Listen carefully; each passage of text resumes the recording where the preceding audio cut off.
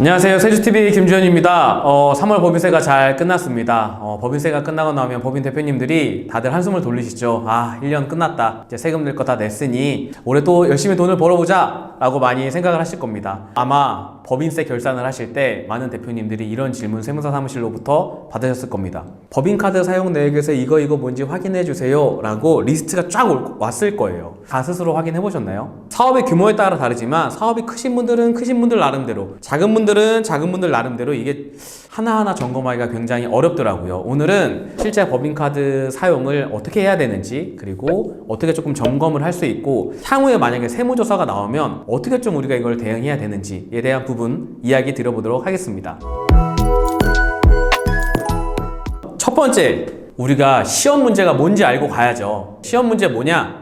세무조사가 나왔을 때 법인카드를 어떻게 점검하느냐, 이거 제일 궁금하실 거예요. 왜? 이게 정답지니까 정답지를 알아야 우리가 이제 이 문제를 풀 수 있잖아요. 저희가 세무조사가 나오게 되면 법인카드 사용 내역을 엑셀로 쫙 다운받아서 국세청에 가지고 갑니다. 엑셀 말만 들어도 정말 엑셀이 없어져야 세무조사가 없어질 것 같아요. 뭐냐면 엑셀을 쫙 가지고 가면 이제 저희가 신용카드를 사용하시면 뭐뭐 나오죠? 날짜, 사용처, 금액 뭐 이런 식으로 나올 거예요. 자, 첫 번째, 국세청 조사관들은 날짜를 거릅니다. 뭘 거를까요? 주말에 사용한 부분 이용 불가. 이럴 수 있어요. 야, 나 주말에도 영업하는 사람이야, 무슨 주말에 사용했다라고 다 불가야? 라고 하시는 분들도 있겠지만, 일반적으로 주말에 있는 사용들을 불가 처리를 하면서 거기서 같이 하는 건 이 대표의 집이 어디냐. 예를 들면 주말인데 사무실 근처야. 그럴 수 있어. 근데 주말에 사용했는데 대표님 집 근처야. 이거 회사 경비로 인정해야 될까요? 안 해줄까요? 어려워요. 두 번째 뭐가 있을까요? 가맹점. 아직까지도 그렇게 하지 말라고 했는데 우리가 법인카드를 미용실, 목욕탕, 사우나, 동물병원, 본인 병원 막 이런 식으로 쓰시는 분들이 있으십니다. 병원의 상호에는 다 뭐가 들어가죠? 땡땡병원, 땡땡의원. 엑셀 필터 걸면 바로 나와요.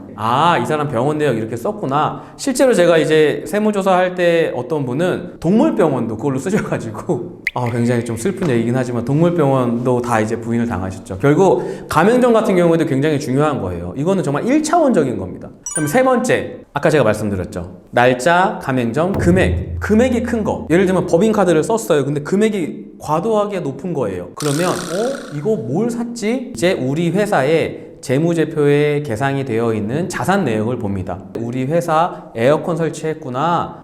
우리 회사 직기비품을 샀구나. 이럴 수 있는데 간혹 애매모호한 것들이 있죠. 뭐 갑자기 스타일러가 있고 막 이래요.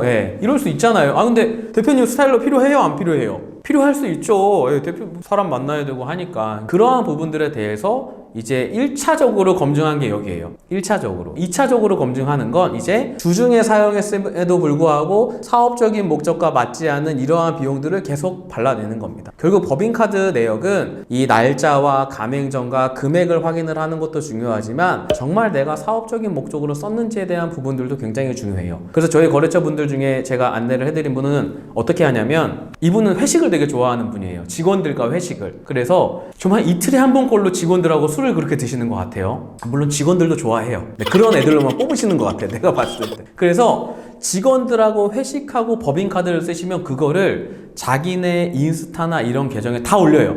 이날 나 우리 직원들하고 밥 먹은 거야. 그 카드 내역은 여기 있고 이렇게야를 그렇게 다 올려놓더라고요. 왜? 나중에 찾기 어려우니까. 그래서 혹 내가 정말 직원분들하고 함께 비용을 쓰는 부분들이 있다라고 하면 이렇게 증거를 남겨 놓으셔야 됩니다. 그 증거가 있어야, 예를 들면 세무조사가 이렇게 매일매일 나오는 게 아니라 5년 있다 나오는데 갑자기 와서 5년 전 3월 31일 날 직원들하고 회식하셨나요? 네?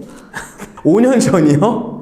이렇게 되거든요. 그래서 이러한 증거를 차곡차곡 쌓아 놓으시는 게 조사관 분들 입장에서도 이 회사는 실제로 이렇게 회식을 많이 하고 이렇게 영업비용을 쓰는구나 라고 충분히 합리적으로 이해가 될 겁니다. 대표님들이 대표님 개인이 아니라 직원분들한테 돈을 많이 쓰는 건 국세청에서 뭐라고 하지 않아요. 다 인정해 줍니다. 그러니까 대표님들 꼭 이러한 부계정 하나 만들어 놓으시길 바라겠습니다.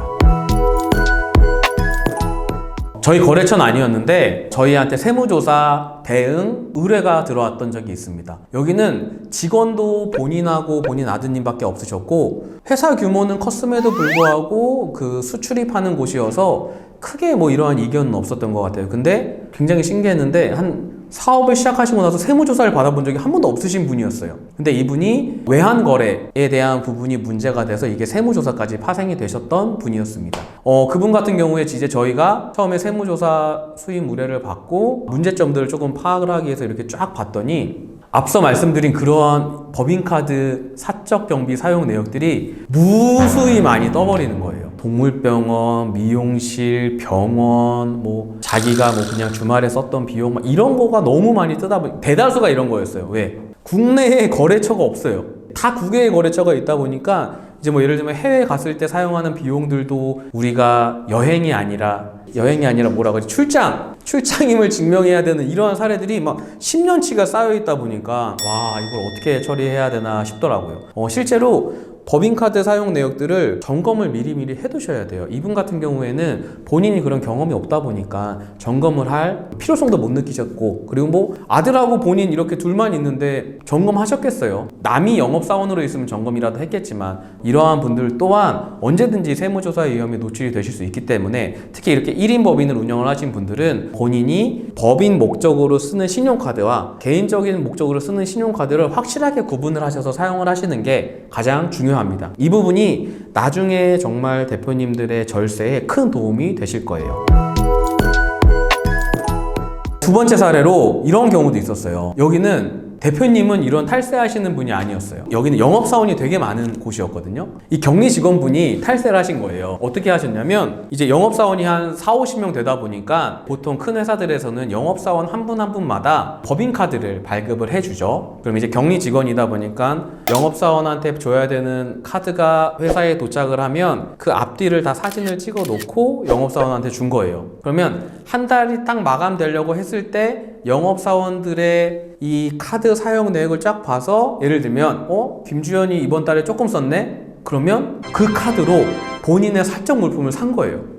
그 다음 달도 이렇게 쭉 보다가 누가 영업사원인데 카드를 조금 썼네? 그러면은 그 카드로 사고. 근데 이제 대표님 입장에서 한번 이렇게 봐볼게요. 대표님 입장에서는 한 달에 우리가 영업사원들이 평균적으로 이제 큰 틀을 보니까 평균적으로 이 정도의 금액을 쓰고 이번 달에도 이렇게 집행이 됐구나로 넘어가지. 야, 한 명 한 명 다 들어와봐. 뭐에 어디다 썼어? 라고 특히 영업직을 하시는 사원분들한테 그렇게 제재를 하지 않는 경우가 많거든요. 그걸 노린 거죠. 그래서 여기도 이제 세무조사를 당하면서 도리어 이게 세무조사를 당하면서 영업사원들한테 카드 사용 내역들을 확인을 하다가 격리 직원의 이런 횡령까지 발각이 된 사례가 있었습니다. 이분이 대충 그때 당시에 한 5년 동안 6억 정도 그렇게 썼었어요.